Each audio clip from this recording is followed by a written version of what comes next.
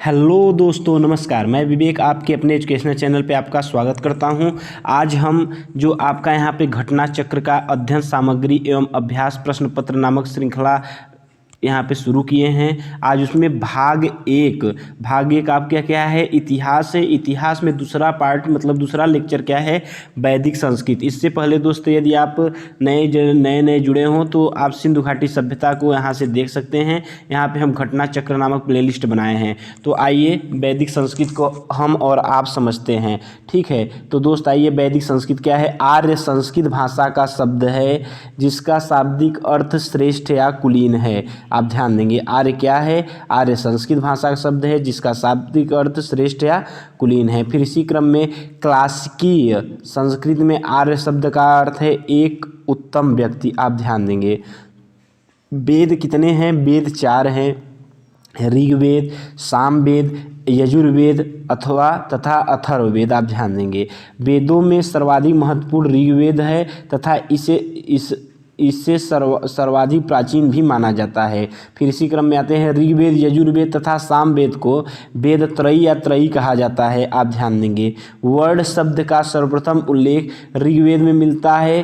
प्रारंभ में हम 3 वर्णों का उल्लेख पाते हैं, ब्रह्म, क्षत्र तथा विश्व। आप ध्यान देंगे, ऋग्वेद के 10वें मंडल के पुरुष सूक्त में सर्वप्रथम शूद्र शब्द मिलता है। आप ध्यान देंगे, ऋग्वेद के 10वें मंडल के पुरुष सूक्त में सर्वप्रथम शूद्र शब्द मिलता है। फिर इसी क्रम में आइए नेक्स्ट पार्ट आप देखेंगे हमारे साथ क्या है। यह 4 वर्णों की उत्पत्ति, यहाँ 4 वर्णों की उत्पत्ति थोड़ा सा दोस्तों स्लाइड को देख लेते हैं। यहाँ 4 वर्णों की उत्पत्ति एवं विराट पुरुष के विभिन्न अंगों से बताई गई है। आप ध्यान देंगे, अथर्ववेद में औषधियों का भी वर्णन है। आपसे पूछेगा अथर्ववेद में किसका वर्णन है, तो आप बताएंगे औषधियों का वर्णन है। ऋग्वेद में ईश्वर महिमा अर्थात देवताओं की स्तुति और यजुर्वेद में कर्मकांड बलिदान विधि एवं सामवेद में संगीत का विस्तृत उल्लेख है। आप ध्यान देंगे, ऋग्वेद में स्तोत्र एवं प्रार्थनाएं हैं। इसमें कुल 1028 सूक्त है। आप ध्यान देंगे, ऋग्वेद में कुल 10 मंडल है। ऋग्वेद के दूसरे से 7वें मंडल की ऋचाएँ सबसे प्राचीन है। आप ध्यान देंगी, पहला और 10वां मंडल नवीनतम है। पहला और 10वां मंडल क्या है, नवीनतम है। फिर इसी क्रम में ऋग्वेद के 9वें मंडल के सभी 114 सूक्त सोम को समर्पित हैं। ऋग्वेद के 9वें मंडल के सभी 114 सूक्त सोम को समर्पित है। अथर्ववेद में कुल 20 मंडल 737 सूक्त तथा 5987 मंत्र हैं। इनमें 1200 मंत्र ऋग्वेद से लिए गए हैं। इसमें तंत्र, मंत्र एवं वशीकरण के संदर्भ में साक्ष्य है। यज्ञ संबंधी विधि विधानों का पता यजुर्वेद से चलता है। यजुर्वेद के 2 भाग हैं, शुक्ल यजुर्वेद जो केवल पद्य में है तथा कृष्ण यजुर्वेद जो कि पद्य और गद्य दोनों में है। फिर इसी क्रम में आएंगे, नीचे देखेंगे, शुक्ल यजुर्वेद को वाजसेनेयी संहिता भी कहा जाता है।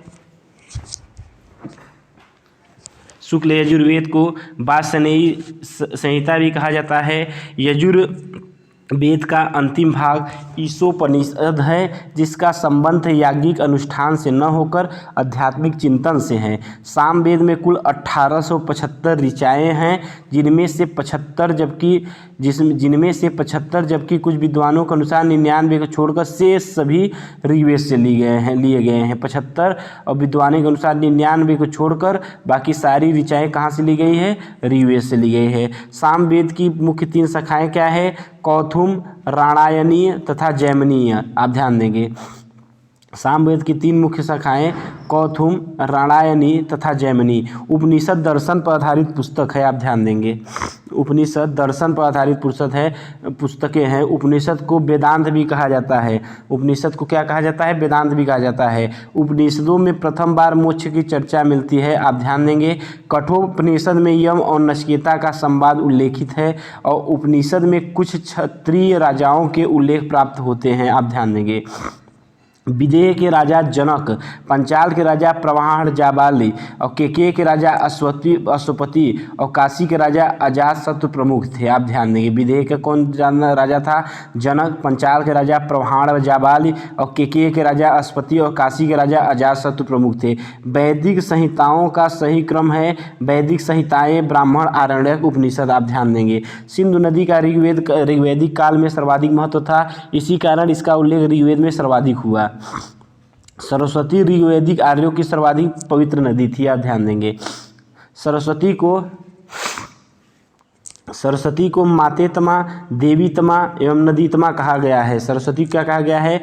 मातेतमा, देवीतमा एवं नदीतमा कहा गया है। ऋग्वेद में उल्लेखित कुभा, काबुल, कुर्म, कुर्रम, गोमती, गोमल एवं स्वात नदियाँ अफगानिस्तान में बहती थी। आप देखेंगे, आपका दोस्त ये क्या चल रहा है? पेट का अध्ययन सामग्री वाला बुक चल रहा है।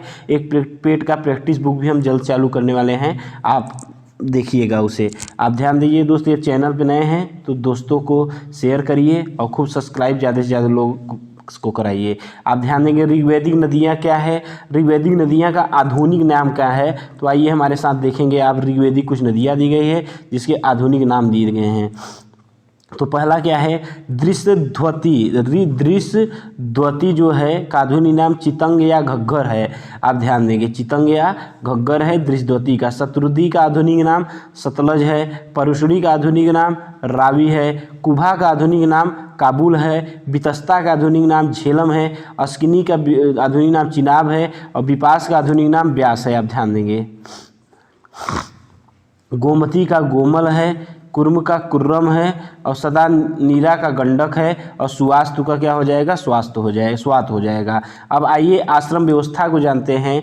ब्रह्मचर्य, गृहस्थ, वानप्रस्थ, सन्यासी का प्रचलन वेदोत्तर काल में हुआ है। छांदोग्य उपनिषद में केवल 3 आश्रमों का उल्लेख है, जबकि जबालोपनिषद में सर्वप्रथम 4 आश्रमों का उल्लेख मिलता है। वरुण देवता का वैदिक सभ्यता में नैतिक व्यवस्था का प्रधान माना जाता था। वरुण देवता को वैदिक सभ्यता में नैतिक व्यवस्था का प्रधान माना जाता था। इसी कारण वरुण को ऋतस्य गोपा भी कहा जाता था। आप ध्यान देंगे, इसी कारण वरुण को ऋतस्य गोपा भी कहा जाता था। बृहस्पति को वैदिक देवताओं का पुरोहित माना जाता था। आप ध्यान देंगे, बृहस्पति को क्या माना जाता था? वैदिक देवताओं की पुरोहित माना जाता था। वैदिक साहित्य में कई ऐसे विदुषी स्त्रियों का उल्लेख मिलता है जिन्होंने वेद मंत्रों की रचना की, यथा अपाला, घोषा, विश्ववारा, लोपा मुद्रा आदि। वैदिक साहित्य में कई ऐसे विदुषी स्त्रियों का उल्लेख मिलता है जिन्होंने वेद मंत्रों की रचना की, जैसे अपाला, घोषा, विश्ववारा, लोपामुद्रा आदि। लोपामुद्रा अगस्त्य ऋषि की पत्नी थी। लोपामुद्रा कौन थी? अगस्त्य ऋषि की पत्नी थी। आप ध्यान देंगे, वैदिक काल में सोने के हार को निष्क कहा जाता था। वैदिक काल में सोने के हार को निष्क कहा जाता था। बौद्ध जातक मतलब बुद्धिस्ट जातक में 3 प्रकार के स्वर्ण सिक्कों का उल्लेख मिलता है। आप ध्यान देंगे, बौद्ध जातक में कितने प्रकार के सोने से उल्लेख मिलता है? 3 प्रकार के। प्रथम क्रम में निष्क, दूसरे क्रम में सुवर्ण और तीसरे क्रम में मसाका। आप ध्यान देंगे, प्रथम क्रम में निष्क मतलब, और दूसरे क्रम में सुवर्ण और तीसरे क्रम में मसाका। 1400 ईसा पूर्व में के बोगज कोई एशिया माइनर के अभिलेख में ऋग्वैदिक काल के देवताओं इंद्र, वरुण, मित्र तथा नासत्य का उल्लेख मिलता है। बाल गंगाधर तिलक ने आर्यों के आदि देश के बारे में लिखा था। शतपथ ब्राह्मण यजुर्वेद का ब्राह्मण है। अब देखेंगे, पुरुष मेध का उल्लेख शतपथ ब्राह्मण में हुआ। आप ध्यान देंगे, पुरुष मेध का उल्लेख कहाँ हुआ? शतपथ ब्राह्मण में हुआ। गोत्र शब्द का सर्वप्रथम उल्लेख ऋग्वेद में हुआ। आप ध्यान देंगे, गोत्र शब्द का उल्लेख सर्वप्रथम उल्लेख ऋग्वेद में हुआ था।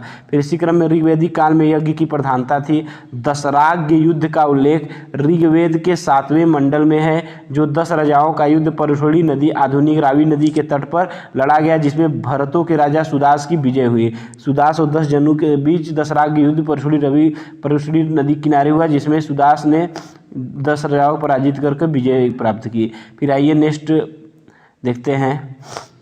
ऋग्वैदिक आर्यों के पंचजनों में यदु, द्रुम्य, पुरु, अनु, तुर्वस शामिल थे। ऋग्वैदिक आर्यों में पंचजनों में कौन कौन शामिल थे? आप तुरंत बताएंगे। यदु थे, ध्रुव थे, ध्रुव थे, पुरु थे, अनु थे, तुर्वस थे, शामिल थे।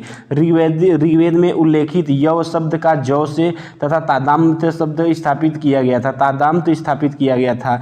वैदिक काल में सभा एवं समिति नामक दो संस्थाएं राजा की निरंकुशता पर नियंत्रण रखती थी। आप ध्यान देंगे, सभा जो है श्रेष्ठ एवं संभ्रांत लोगों की संस्था थी, जबकि समिति जो थी सामान्य जनता का प्रतिनिधित्व करती थी। अथर्ववेद में सभा और समिति को प्रजापति की दो पुत्रियां कहा गया था।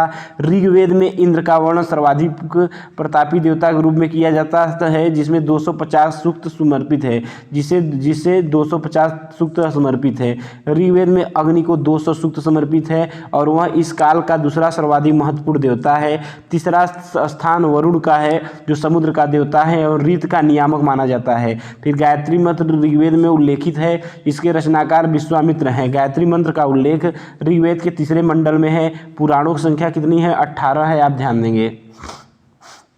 पुराणों की रचना लोमहर्ष ऋषि तथा उनके पुत्र उग्रश्रवा द्वारा की गई है।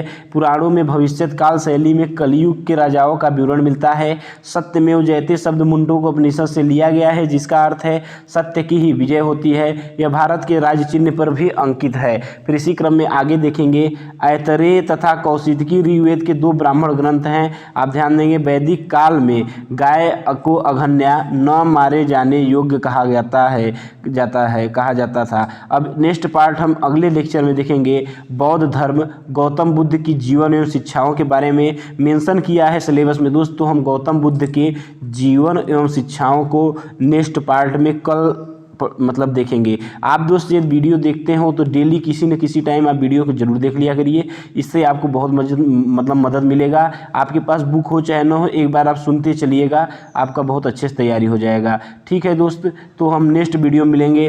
आप चैनल पर नए हो तो आप share, subscribe, like, notification, bell icon सब कुछ ऑन कर दीजिए। ठीक है दोस्त, चलते हैं। नमस्कार, धन्यवाद।